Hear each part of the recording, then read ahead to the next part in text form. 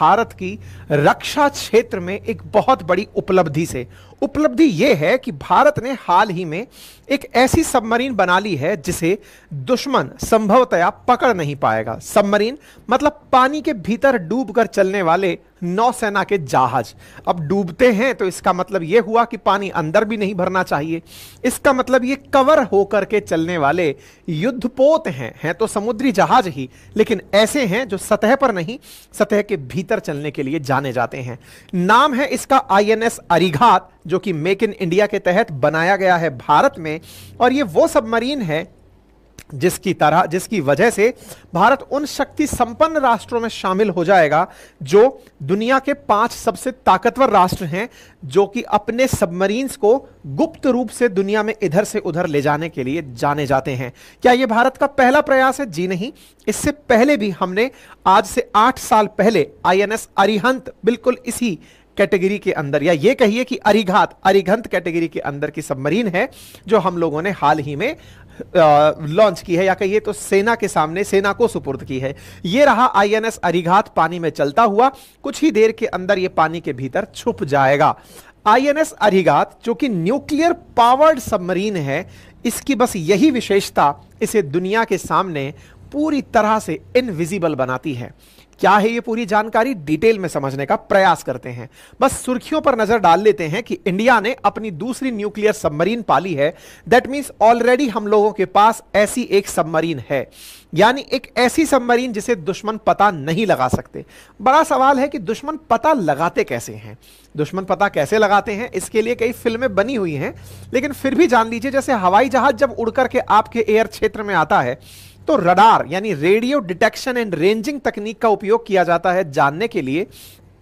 ऐसे ही पानी के भीतर अगर कोई भी ऑब्जेक्ट ट्रेवल कर रहा है तो साधारणतया सोनार का उपयोग किया जाता है, साउंड रेंजिंग का उपयोग किया जाता है, नेविगेशन एंड रेंजिंग का उपयोग किया जाता है पकड़ने के लिए कि कोई भी वस्तु पानी के भीतर तैर तो नहीं रही है, उसकी टक्कर से पता लगाया जाता है। ठीक है, अब बड़ा सवाल यह है कि सोनार से अगर पता लगाया जाता है, इनके बारे में पता लगाने की आप कह रहे हैं पता ही नहीं लगा पाएगा, दुश्मन को भी पता नहीं चलेगा, ऐसा क्यों कह रहे हैं?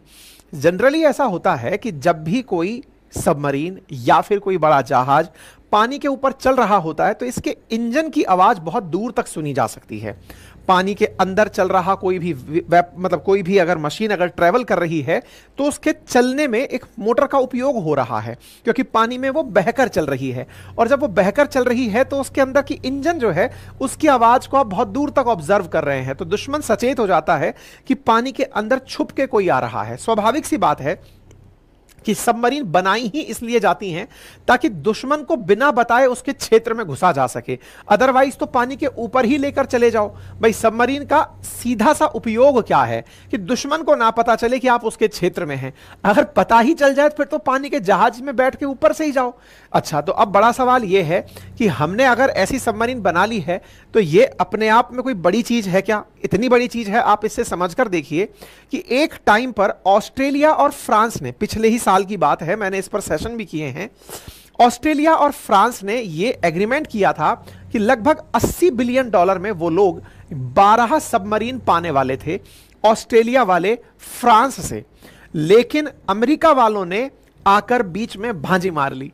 अमेरिका और यूके वाले ऑस्ट्रेलिया के पास गए और कहने लगे कि आपको फ्रांस वाले तो डीजल इलेक्ट्रिक सबमरीन देंगे, हम आपको न्यूक्लियर कैपेबल सबमरीन देंगे, आइए आप हमसे न्यूक्लियर सबमरीन ले लीजिए, न्यूक्लियर पावर्ड सबमरीन ले लीजिए। अब आपके दिमाग में 2-3 प्रश्न बनने लगेंगे, ये डीजल पावर क्या होती है, डीजल इलेक्ट्रिक क्या होती है, न्यूक्लियर पावर्ड क्या होती है, न्यूक्लियर कैपेबल क्या होती है, ये सब तरह से क्या क्या है। और दूसरा, हाइड्रोजन से चलने वाली सबमरीन्स कौन सी होती है जिनमें अल्टरनेटिव तरीके यूज किए जाते हैं। ये सारी बातें अब एक एक करके समझना शुरू करते हैं। बेसिक मकसद अगर समझ में आ गया कि सबमरीन का उद्देश्य है कि दुश्मन के क्षेत्र में पहुंचना है, बिना बताए पहुंचना है, कि आपको बताएंगे नहीं कि आपके यहां आ गए हैं नुकसान पहुंचाने। ये पर्पस तो है सबमरीन का। चूंकि ये अपने साथ वेपन लेकर जाती है, वेपन टॉर्पीडो के रूप में चलाए जाते हैं, मिसाइल्स के रूप में चलाए जाते हैं, तो ये वेपन अगर साधारण आर्म एम्यूनिशन वाले वेपन हैं तब तो ये एक साधारण वेपन वाली है, सबमरीन हुई। लेकिन अगर न्यूक्लियर बॉम्ब फेंक दिया गया है तो वह न्यूक्लियर कैपेबल सबमरीन हुई। न्यूक्लियर बॉम्ब फेंकने के लिए मिसाइल के ऊपर यानी पेलोड के अंदर आपको न्यूक्लियर बॉम्ब बस सेट करना है और वहां से फेंकना। तो न्यूक्लियर कैपेबल सबमरीन होना कोई बहुत बड़ी बात नहीं है। अगर किसी देश के पास में न्यूक्लियर बॉम्ब है तो वो फेंक भी देगा। उसके लिए उसके पास में वेपन को लॉन्च करने की जगह, न्यूक्लियर बॉम्ब को लॉन्च करने की जगह विकसित करनी है, दैट इज सबमरीन इटसेल्फ। अपने मिसाइल के अंदर कैप पर पेलोड के अंदर न्यूक्लियर गोला रख करके उड़ जाएगी और फेंक देगी। न्यूक्लियर कैपेबल बड़ी बात नहीं है, क्योंकि यह तो एक तरह का आर्म हुआ जो फेंकना ही है। बड़ी बात क्या है फिर?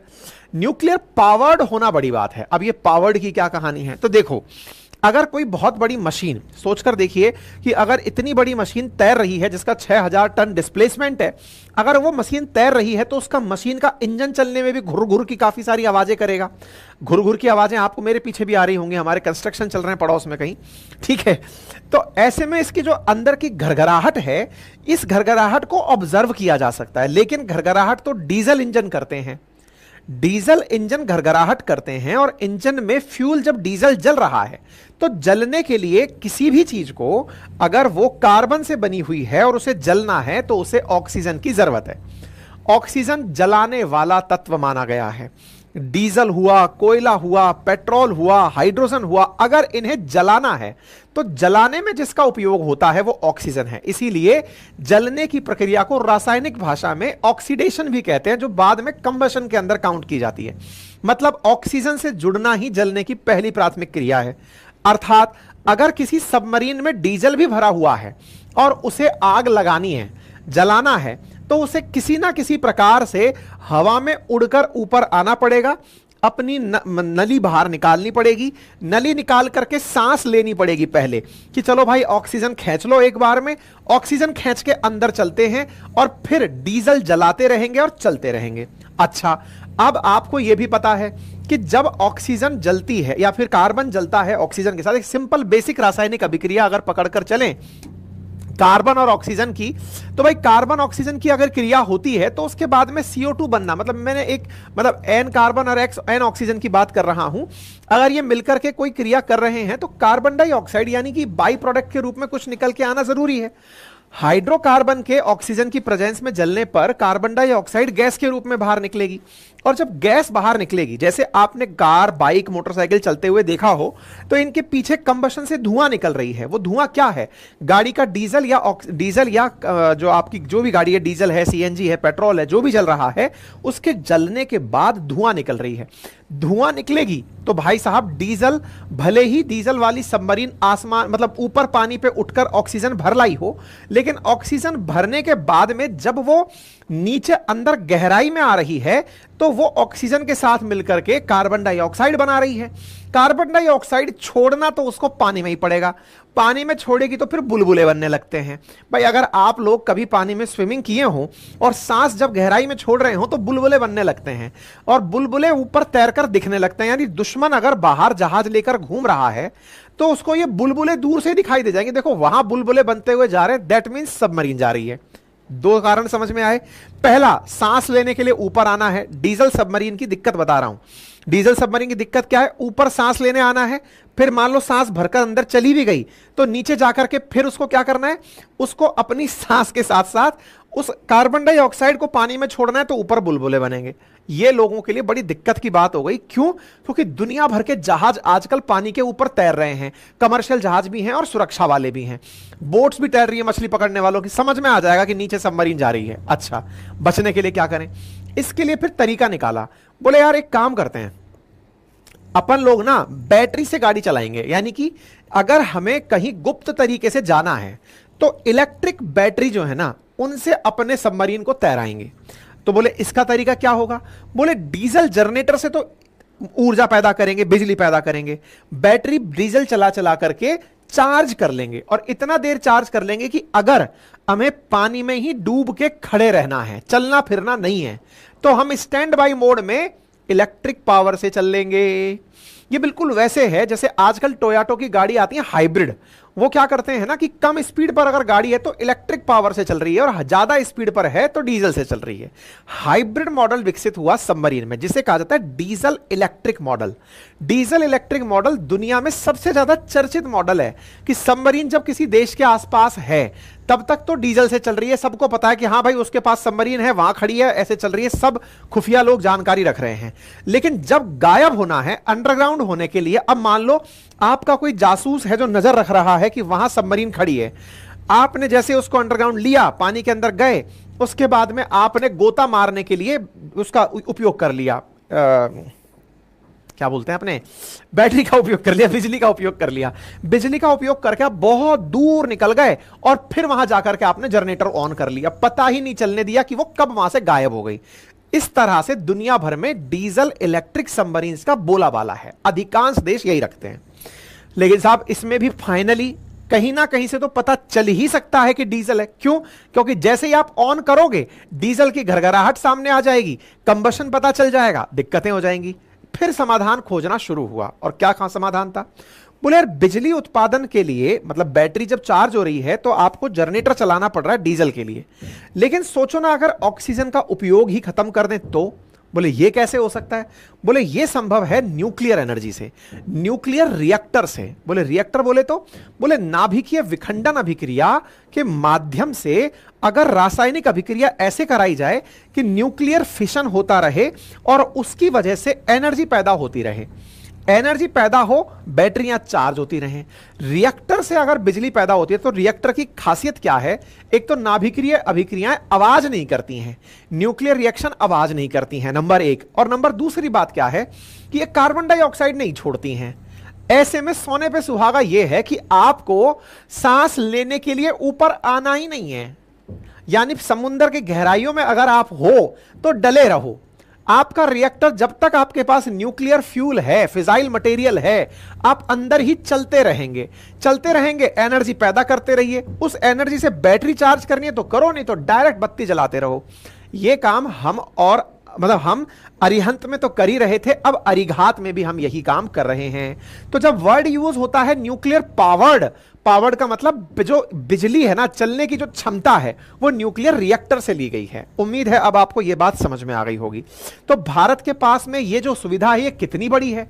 आप ऐसे समझ लो कि ऑस्ट्रेलिया जैसे देश जो अपने आप को काफी डेवलप्ड इकोनॉमी समझते हैं, उन्होंने बिलियंस ऑफ डॉलर में इसे अमेरिका से और ब्रिटेन से परचेज करने का एग्रीमेंट किया है। आते आते तो 29 में तो शायद पहली डिलीवरी शुरू हो पाएगी। भारत 16 से इसको यूज कर रहा है और अब फिर से हमने एक और अपनी लॉन्च करके सेना को दे दी, यानी नौसेना को समर्पित कर दी। ऐसा करने वाले 5 जो न्यूक्लियर कैपेबल स्टेट हैं, रशिया है, अमेरिका है, चाइना है, फ्रांस है और ब्रिटेन है, इन्हीं के पास में ही ये वेपन सिस्टम था। अब हमारे पास भी ये वेपन सिस्टम है। ये अपने आप में भारत की बड़ी ताकत को दर्शाता है, यानी न्यूक्लियर रिएक्टर से हम सबमरीन चला ले रहे हैं।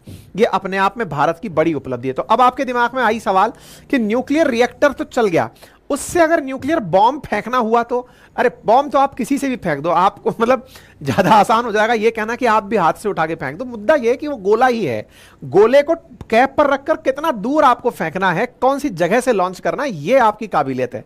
अब चूंकि मिस हैंडलिंग ना हो जाए इसलिए फेंकने वाली चीजें बड़ी अच्छी रखी जाती हैं।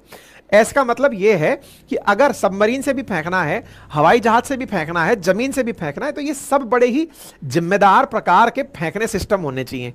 ऐसे में हम अपनी सबमरीन से भी फेंक सकते हैं, उड़ते हवाई जहाज सुखोई से भी फेंक सकते हैं, और जमीन पर चला के किसी बैलिस्टिक मिसाइल से भी न्यूक्लियर बॉम्ब फेंक सकते हैं। इसको ट्रायड कहते हैं कि इंडिया ने अब न्यूक्लियर वेपन का ट्रायड भी कंप्लीट कर लिया है। हालांकि अरिहंत के साथ ही हो गया था, अब उसको और मजबूती मिल गई है। संभवतः अब आपको अरिघात की सारी विशेषताएं समझ में आ गई होंगी कि हमने क्या किया है, जिसकी वजह से पड़ोसी मुल्क कह रहे हैं कि आप लोग इसका जिम्मेदारी पूर्वक उपयोग कीजिएगा।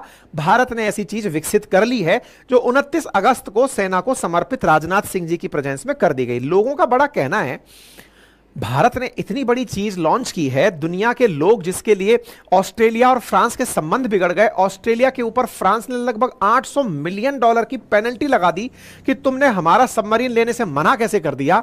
भारत ने इसका इतना शांति से, मतलब हल्के से इनॉग्रेशन करके इसको क्यों अंदर भेज दिया?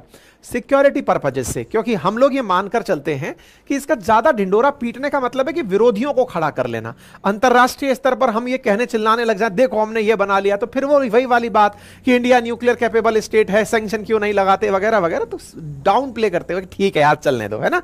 तो राजनाथ सिंह जी के द्वारा इसको वो किया गया।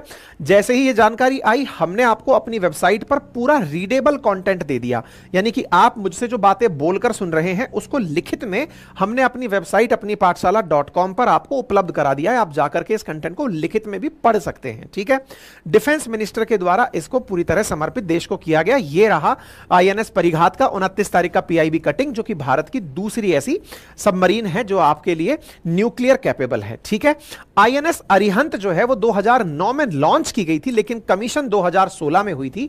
उसके बाद में अब अरिहंत के बाद में अरिघात आ गई है। S2, S3, S4, S4 star ये आने वाले समय में इसी न्यूक्लियर कैपेबल मिसाइल की कैटेगरी है। अब बड़ा सवाल यह है कि इसमें अलग क्या है अरिहंत से अरिघात में। तो अरिहंत से अरिघात में मेजर डिफरेंस केवल इतना है कि इसमें इंडिजीनियस टेक्नोलॉजी ज्यादा उपयोग में ली गई है।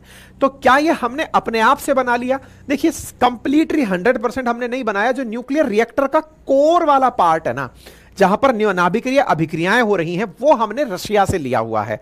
बाकी सारी फैसिलिटी मैक्सिमम इसमें इंडिजीनियस डेवलप की गई है, यानी इंडिया ने अपने स्तर पर इसे विकसित किया है, ठीक है। यहां पर आईएनएस अरिहंत, अरिघात, अरिधमान और ये S4 स्टार भविष्य की प्लानिंग में है, यानी अगली वाली जो हमारी सबमरीन होगी उसका नाम अरिधमान होगा। आईएनएस अरिघात को 2017 के अंदर लॉन्च किया गया था, इसको 2017 में लॉन्च किया गया था और 2024 में अब इसको कमीशन कर दिया गया है। अरिहंत क्लास की सबमरीन का अर्थ ही यह होगा कि यह न्यूक्लियर कैपेबल है और अब हमारे पास 2 न्यूक्लियर कैपेबल हैं। परंपरागत तरीके से डीजल इलेक्ट्रिक यूज होती थी, हम उसकी जगह दूसरा सिस्टम ले आए। अब बड़ा सवाल यह है कि सर डीजल इलेक्ट्रिक में समझ में आया, लेकिन कोई देश अगर मान लीजिए अपने पास में वो नहीं रखता है, न्यूक्लियर कैपेबल स्टोर नहीं रखता है, अब डीजल से हमारे पास चलने वाली जो सबमरीन है, तो इसका मतलब सर वो तो कभी भी पकड़ में आ जाएंगी, तो उनका तो कोई मतलब ही नहीं रहा। नहीं, उसका मतलब रखा गया। कैसे रखा गया? टेक्नोलॉजी के अंदर रेट्रोफिटिंग की गई। रेट्रोफिटिंग का मतलब है कि आपकी गाड़ी, जैसे आपने कई बार देखा होगा ना कि कई गाड़ियां जो पहले पेट्रोल से चलती थी, आजकल उनके अंदर सीएनजी की किट रख दी जाती है, तो वो पेट्रोल वाली गाड़ी अब सीएनजी से चलना शुरू हो गई है और सीएनजी ज्यादा कॉस्ट इफिशिएंट भी है, साथ में पॉल्यूशन भी कम कर रहा है।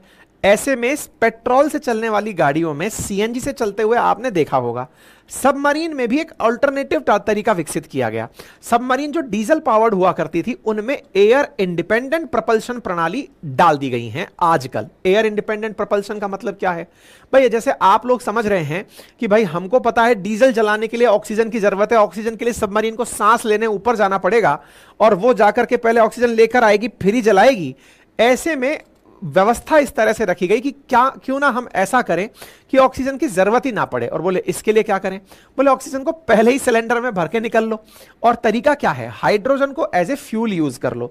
तो आजकल एयर इंडिपेंडेंट पावर जो है ना वो इंडियन सबमरीन्स में लगाई जा रही है। इसमें क्या किया जा रहा है? प्रॉपर तरीके का फ्यूल सेल जो हाइड्रोजन जनरेटर और लिक्विड ऑक्सीजन को यूज कर रहा है। मतलब सांस के रूप में ऑक्सीजन लेने नहीं जाना है, ऑक्सीजन को पहले ही गैस फॉर्म को संपीड़ित करके लिक्विड में बदलकर हाइड्रोजन को जलाने के लिए दे दिया गया है। तो हाइड्रोजन फ्यूल सेल, हाइड्रोजन के साथ में प्लस में ऑक्सीजन का लिक्विड ऑक्सीजन, दोनों को मिलाकर बोले बढ़िया से जलाते चलो और जला करके ये चीज बना लो। तो इस प्रकार से वर्तमान में एयर इंडिपेंडेंट propulsion टेक्नोलॉजी को रेट्रोफिटिंग के माध्यम से, यानी जो ऑलरेडी हमारे पास बनी हुई सबमरीन्स हैं उन बनी हुई सबमरीन्स में से डीजल इंजन को रिप्लेस करके इन्हें लगाया जा रहा है। यह तुलनात्मक रूप से ज्यादा सेफ है। किसके तुलना में? डीजल इंजन के। दिक्कत क्या है? हाइड्रोजन फ्यूल की अपनी एक लिमिट है, ऑक्सीजन लिक्विड की एक लिमिट है, यानी कि कुछ समय बाद उनकी कैपेसिटी यानी खत्म हो जाएंगी। ऐसे में न्यूक्लियर रिएक्टर जो कि काफी महंगी चीज है लेकिन एफिशिएंसी बहुत अच्छी है विद्युत पैदा करने में, तो उसका उपयोग परमाणु शक्ति वाली पनडुब्बियों में ज्यादा हो रहा है। तो कहने का मतलब यह समझिए कि अब हमारे पास डीजल पावर्ड उसके बाद में हमने अल्टरनेटिव मतलब एयर इंडिपेंडेंट प्रोपल्शन सिस्टम जिसे एआईपी कह रहे हो, और उससे ऊपर वाला जो कैटेगरी सिस्टम है दैट इज परमाणु पनडुब्बी, सब अपन ने विकसित कर लिया है। और अब हमारी परमाणु पनडुब्बियां बहुत अच्छे से काम आने के लिए सक्षम है।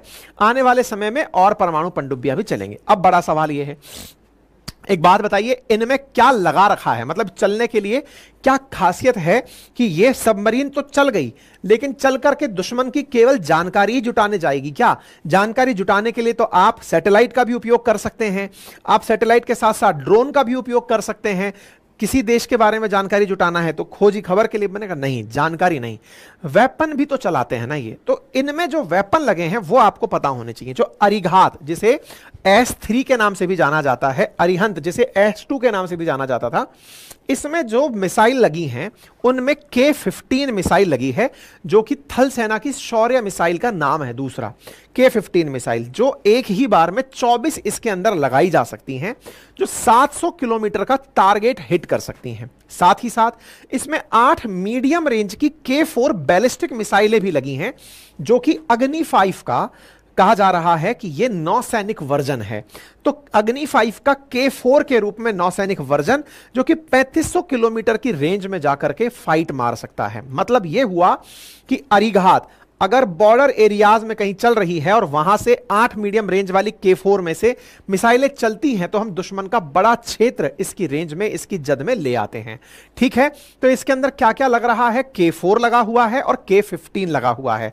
K-15 को सागरिका के नाम से भी जाना जाता है, और K4 जो है वो अग्नि 5 का वर्जन है जिसे यहां पर यूज किया जा रहा है। ठीक है, संभवतया आप लोगों को यह जानकारी भी अब अच्छे से समझ में आ गई होगी। India, US, Russia, UK, France, China के बाद अब वो छठा देश बन गया है जिसके पास न्यूक्लियर पावर्ड सबमरीन है, और ऐसे में अरिघात जो कि 24 नॉट प्रति घंटे की स्पीड से चलने में सक्षम है, भारत की सुरक्षा को, दुश्मनों के साथ भारत को 1 to 1 करने में बड़ी मजबूती देगा। और ऐसे में अगर हमें दुनिया के बारे में जानकारी जुटानी होगी तो हम बहुत अच्छे से अपनी जानकारी को प्राप्त कर सकेंगे, दुश्मन के बारे में जानकारी प्राप्त कर सकेंगे, हमारे हितों को सुरक्षित रखने में काफी अच्छे से कार्य कर सकेंगे। ठीक है, भारत के पास में और भी जैसे सिंधुकोश श्रेणी की अपने पास में सबमरीन उपस्थित हैं, शिशुमार श्रेणी की सबमरीन उपस्थित हैं, कलवरी श्रेणी की उपस्थित हैं, है ना। तो इस प्रकार से ऑलरेडी हमारे पास और क्लासेस में भी सबमरीन उपस्थित हैं। कलवरी, शिशुमार और सिंधुघोष। अरिहंत कैटेगरी के अंदर हम लोग जो सबमरीन यूज कर रहे हैं वो न्यूक्लियर पावर्ड हैं, बाकी जो है वो डीजल इलेक्ट्रिक सबमरीन हैं जिनके अंदर air independent propulsion system retrofit किया जा सकता है। उसमें कलवरी, शिशुमार और सिंधुघोष कैटेगरी की सबमरीन आती हैं। ठीक है, संभवतया आप लोगों को यह जानकारी समझ में आ जाए। इसके साथ साथ दुनिया में कितनी कितनी सबमरीन सबके पास में डीजल इलेक्ट्रिक हैं, तो यूएस के पास, रशिया के पास 64, यूएस के पास रशिया के पास 65, इनके पास 64। इस तरह से अगर आप देखते जाएं तो इंडिया के पास अपडेटेड जानकारी 18 डीजल इलेक्ट्रिक सबमरीन की है। और ऐसे ही अगर न्यूक्लियर सबमरीन की बात करते हैं तो जहां यूएस के पास 72 हैं, क्योंकि दुनिया में सबसे पहले न्यूक्लियर पावर्ड सबमरीन लाने वाला देश 1960s के दौर में अराउंड 54 और 58 में जो न्यूक्लियर पावर्ड सबमरीन ले आया था वो यूएसए था। उसके पास 72 न्यूक्लियर पावर्ड सबमरीन है और भारत के पास में 2 न्यूक्लियर पावर्ड सबमरीन है। यह जानकारी आपको यहां पर होनी चाहिए। ठीक है, तो भारत धीरे धीरे अपने इस पोटेंशियल को बढ़ा रहा है, अपनी सुरक्षाओं को और पूरी तरह से सुरक्षित करने का, सीमाओं को सुरक्षित करने का प्रयास कर रहा है। संभवतः यह जानकारी आपको पसंद आई हो। हमसे कनेक्टेड रहने के लिए हमारा व्हाट्सएप चैनल जिसका लिंक कमेंट बॉक्स में दिया गया है, इसे आप ज्वाइन कर लें। साथ ही साथ हमारे कोर्सेज जो कि अपनी पाठशाला एप्लीकेशन पर उपलब्ध हैं उन्हें आप ज्वाइन कर सकते हैं। हिस्ट्री, ज्योग्राफी, पॉलिटी, इकोनॉमी का मेरा रिकॉर्डेड बैच है, आप इसे एक्सेस कर सकते हैं। ऐसे ही आरएएस का, जीएस फाउंडेशन का कंप्लीट बैच, यानी आरएएस के पूरे सिलेबस प्री प्लस मेंस को कवर करते हुए 16 सब्जेक्ट के साथ में रिकॉर्डेड बैच आपके लिए उपलब्ध है, आप इसे भी एक्सेस कर सकते हैं। हमारी वेबसाइट अपनी पाठशाला.com पर एसएससी की टेस्ट सीरीज लॉन्च कर दी गई है। साथ ही साथ आरपीएफ की, यूपीपीसीएस, आरओएआरओ, बीपीएससी, यूपीपी, आप इन टेस्ट को वहां जाकर दे सकते हैं। हमारे हैंड रिटन नोट्स आप अपने घर बैठे मंगा सकते हैं, बहुत ही नॉमिनल कीमत पर, बहुत ही बेहतरीन कंटेंट आपके पास। हस्तलिखित कैटेगरी का उत्पाद जो है वो हिंदी अथवा इंग्लिश भाषा में उपलब्ध है। किसी क्वेरी के लिए, कमेंट के लिए आप जरूर हमें